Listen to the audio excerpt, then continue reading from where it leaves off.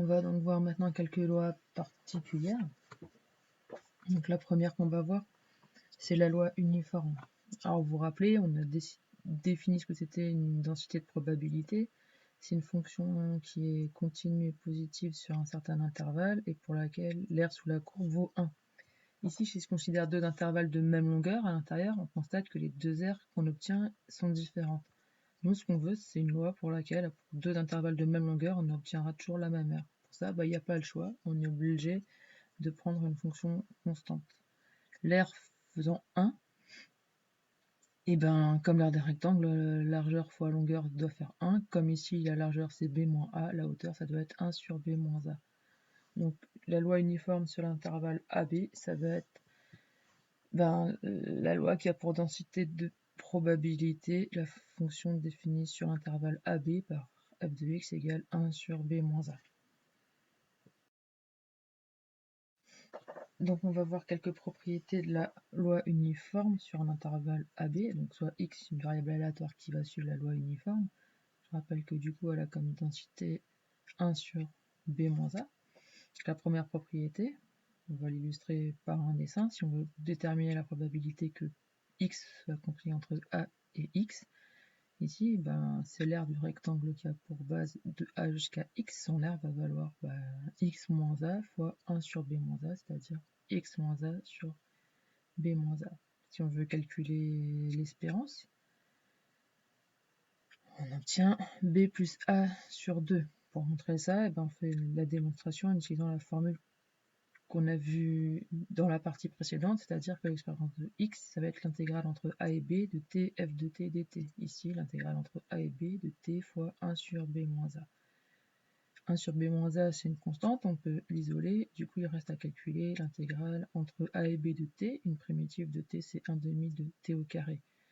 On obtient 1 demi de b au carré moins a au carré sur b moins a. B carré moins a carré, on reconnaît b moins a facteur de b plus a. Si on simplifie par b moins a au numérateur et au dénominateur, on obtient bien la formule annoncée. On va traiter un exemple. Donc là, je vous laisse lire l'énoncé. Donc chaque jour, la mère de Rose arrive à la maison à 12h et repart à 12h30. Ça, c'est précis. Rose, elle arrive entre 11h45 et 13h15. Aléatoirement, ça veut dire qu'elle a autant de chances d'arriver à n'importe quel moment. Donc déjà, si on appelle x la variable aléatoire qui indique l'instant d'arrivée de Rose en minutes à partir de 11h45, x doit suivre une loi uniforme sur 0,90. 90, c'est le nombre de minutes entre 11h45 et 13h15, de densité du coup 1 sur 90. Donc on reprend la première question, quelle est la probabilité qu'elle se croise? Pour qu'elle se croise, il faut que Rose arrive à la maison entre 12h et 12h30, c'est-à-dire entre 15 minutes et 45 minutes après 11h45. Il faut donc calculer la probabilité que x soit compris entre 15 et 45. Pour ça, le calcul, ça va être 45 moins 15 sur 90 moins 0, c'est-à-dire un tiers.